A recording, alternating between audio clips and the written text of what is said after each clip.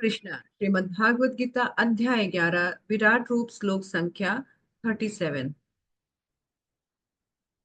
कस्माच्च तेन न मरेन्महात्मना गरीयसे ब्राह्मणपि आदिकर्त्रे अनन्तदेवेश जगन्निवास तमाक्षरं सदसत्परं यत्।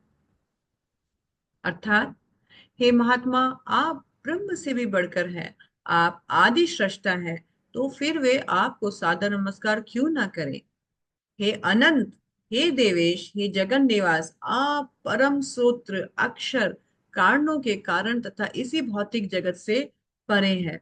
अर्जुन यहाँ भगवान के विराट रूप को देखने के बाद भगवान का यशोगान बता रहे हैं, और इस श्लोक में उन्होंने एक ही श्लोक में मानो भगवान के अलग अलग बहुत सारे नाम दे दिए। एक एक नाम उन्होंने दिया है अनंत, जो कि यानी भगवान अनंत रूपों में, अनंत नामों में, अनंत लीलाओं में, अनंत शेषनाग के मुंह से अनंत वर्षों से अनंत रूप से गुणगणित हो रहे हैं।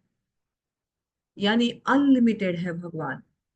भगवान का नाम, भगवान का रूप, भगवान की लीला, भगवान की महिमा सब अनंत है, एंडलेस, जिनकी कोई गिनती नहीं है। देवेश यानी सारे देवताओं के भी मालिक, जो सारे देवताओं को भी कंट्रोल करते हैं।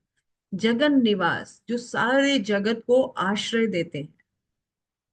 आश्रय यानी जो जगत का आधार है। अर्जुन महात्मा बोल रहे हैं कि आप तो ब्रह्म से बढ़कर भी है। ब्रह्म यानी जो निराकार ब्रह्म ज्योति, और आप आदि सृष्टा है। आदि सृष्टा मतलब आपसे ही सृष्टि उत्पन्न होती है। आदि करते यानी आदि सृष्टि करने वाले मुख्य सृष्टा आप हैं। आपके बाद आपने ब्रह्मा जी को गौण सृष्टि करने के लिए दिया, और भगवान का एक नाम बताया, अक्षरम। आप अक्षर हो, आप क्षर नहीं हो, आप चूकते नहीं हो, आप गिरते नहीं हो, आप अविनाशी हो। और इस संसार में आप समस्त कारणों के कारण हो। ईश्वर परम कृष्ण सचिदानंद विग्रह नादिर आदिर गोविंद सर्व कारणम कारणम।